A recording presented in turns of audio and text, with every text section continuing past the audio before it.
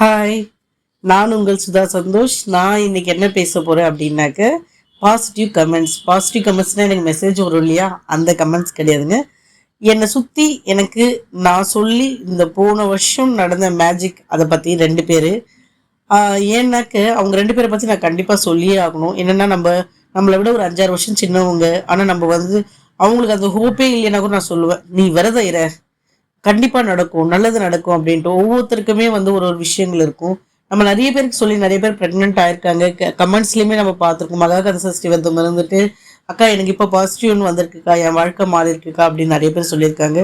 But இது என் கூடவே கூடவே இருந்ததுனாக்க நான் பூஜைக்கெல்லாம் கூப்பிட்டு என் வீட்டில் நீங்கள் பூஜை பண்ணுங்க, நீ பூஜை பண்ணு, கண்டிப்பாக நல்லது நடக்கும் அப்படின்ட்டு சொல்லி அதுக்கப்புறம் நடந்த விஷயங்கள் அது வாழ்க்கையை மாற்றுந்து அப்படின்னு நான் சொல்லுவேன். ஏன்னா அவங்க ஒர்க்குக்கெல்லாம் போகிறவங்க, அவங்களால வீட்டில் உட்காந்து பூஜை பண்ண முடியாது அப்படின்வாங்க. ஆனால் நான் என்ன சொல்வேன், என் வீட்டில் பண்ணுறல, நீ வா, நீ வேல் பூஜை பண்ணு, நீ வெற்றில தீபம் போடு, உன் கையால் நீ வேல் பூஜை பண்ண, கண்டிப்பாக ஒரு மாற்றம் வரும், நீ மகாகத சஷ்டி எப்படியாவது இரு அப்படின்னு நான் ஃபோர்ஸ் பண்ணியெல்லாம் இருக்க வச்சுருக்கேன்.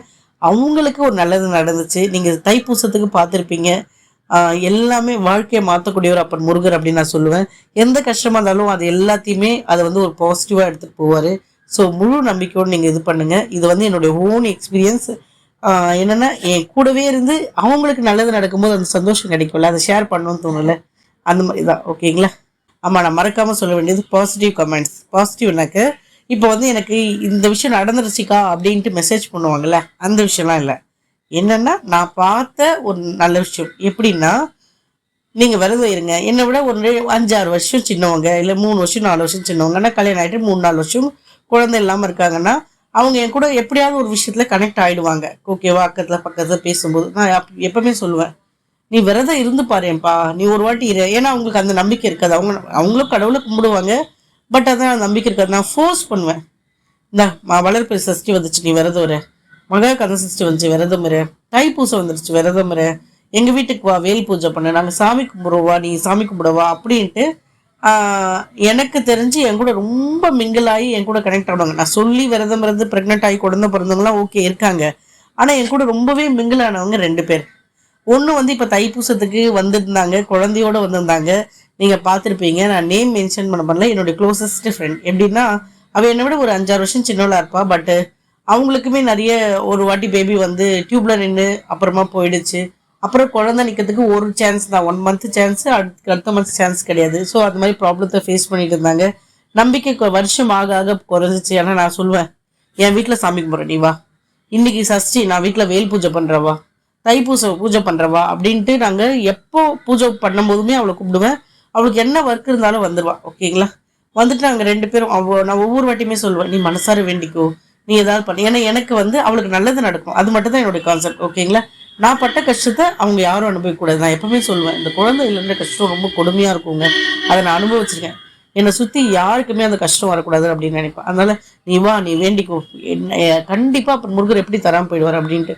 ஸோ ஃபோர்ஸ் பண்ணி மகா கதசஷ்டியுமே முதல்ல ஒரு வருஷம் சொன்னேன், இல்லை 2வது வருஷம் சொல்லும் போது இல்லை, 3வது வருஷமா அவள் இருந்தா 6 நாள். ஆனால் அது ஒரு ஒர்க் பண்ணுறவங்க, டெய்லி ரொட்டீனில் இருக்கவங்க, நம்மளை விட கொஞ்சம் சின்னவங்க அப்படின்னும் போது அவங்களுக்கு இருக்கிறது ரொம்பவே கஷ்டம்.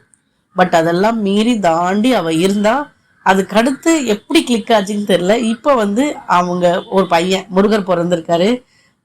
போன வருஷம் இந்த 2025 மகா கத சஷ்டி எப்பவுமே குழந்தை இருக்கு. என்னன்னாக்க பேர் நிமலேஷ் அப்படின்னு வச்சோம். அதாவது எப்படின்னா, அக்கா ஏதாவது ஒரு முருகர் பேர் சொல்லுங்களேன் அப்படின்ட்டு எண்ணெயில வந்துச்சு. நான் அப்போ எனக்குமே ஹனிபி பிறந்த கையோட கொஞ்ச நாள் கழிச்சு அவளுக்கும் எனக்கும் ஒரு 3 மாசம் 4 மாசம் வித்தியாசம், 2 குழந்தைக்கும். ஓகேங்களா? ஸோ அதனால் கேட்டப்போ நான் சொன்னேன், ஓகே. நான் நிறைய சர்ச், அப்போ தான் நான் ஹனிபிக்கு நேமுக்காக சர்ச் பண்ணி வச்சுருந்தேன். பட் நான் அது வீல சர்ச் பண்ணேன். ஸோ நாங்கள் விசாக வேலைன்னு வச்சுட்டோம். ஸோ இவளுக்கு சரின்ட்டு என்ன நிமலன்னும் போது அவளுக்கு முருகரும் கூட பிள்ளையாருமே ஒரு ஒரு அன்பு அதிகம் அப்படின்னு சொல்லலாம். அதனால எங்கள் வீட்டுக்கு வெளியே இருக்கிற பிள்ளையார் ரொம்ப பவர்ஃபுல்லானவர். அவர்கிட்ட எப்பவுமே வேண்டிட்டு போவா. ஓகேங்களா? இந்த ஃப்ளாட்டுக்கு வெளியே இருக்கவங்கள நான் எப்பவுமே அவரையுமே என் வாழ்க்கையில் மறக்கவே மாட்டேன். நான் ப்ரெக்னெண்ட்டாக இருக்கும் போதுமே எனக்கு தெரியாமல் நான் அந்த கோயிலில் உட்காந்து அழுதுருக்கேன். எனக்கு மட்டும் குழந்தை ஏன் இல்லை, ஏன் இப்படி சோதிக்கிற அப்படின்ட்டு. ஆனால் நான் ப்ரெக்னெண்ட்டாக இருந்திருக்கேன், அது எனக்கு தெரியல. ஓகேங்களா? ஸோ அதனால் நிமலன்றது முருகர் பேர், கணேஷ் அப்படின்றது இஷ்ன்றது விநாயகர் பேர், நிமலேஷ் அப்படின்ட்டு நாங்கள் வச்சுட்டோம். ஓகேங்களா? நீங்கள் அதை தைப்பூசம் வீடியோலாம் பார்த்துருப்பீங்க. இன்னொருத்தி அப்படின்னா என் கூட ரொம்ப கனெக்ட் ஆகுவேன். எப்படின்னா கொஞ்ச காலமாக, அதாவது நான் செகண்ட் ப்ரெக்னன்சிக்கு ஊருக்கு போயிருந்தேன். என் பக்கத்தில் இருக்கவ என் பக்கத்து வீடு. ஆனால் குழந்தை முதல்ல வந்து ஒரு குழந்தை பிறந்த உடனே இறந்துடுச்சு. அது ரொம்ப பெரிய இழப்பு. ஓகேங்களா. நான்லாம் ஒரு 5 மாசத்துல தான் ஒரு குழந்தைய பறி கொடுத்தேன் வயிற்றுல இருந்து. பட் அவள் பிறந்த குழந்தைய பறி கொடுத்தா ஒரு பையனை. ஸோ அவளால் அந்த வழியிலேருந்து மீண்டே வர முடியாது. ஆனால் நான் சொல்லுவேன், நீ நம்பிக்கையோடு முருகர் கண்டிப்பாக கொடுப்பார் அப்படின்ட்டு. ஒவ்வொரு மாதமும் நாங்களும் சொல்லுவோம், விரதம் இருப்போம், ட்ரீட்மெண்ட் டெஸ்ட் பண்ணுவா.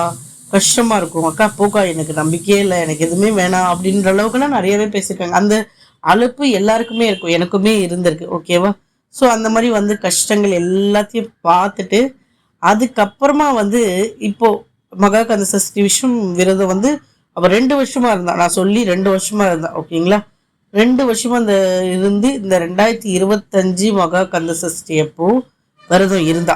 ஆமா, நான் வந்து கேட்டேன், நீ இன்னைக்கு என்ன சாப்பாடு சாப்பிட்ட, நீ இன்னைக்கு என்ன பிரசாதம் சாப்பிட்ட அப்படின்னு நான் கேட்டுட்டே இருப்பேன். அதுக்கப்புறமா இப்ப கன்ஃபார்ம் ஆயிட்டு இப்போ 3ஆம் மாசம் ஸ்கேனுமே கம்ப்ளீட் பண்ணிட்டா. கண்டிப்பா எந்த பிரச்சனையும் இல்லாம வெற்றிகரமா அப்பன் முருகர் பொறுப்பாரு.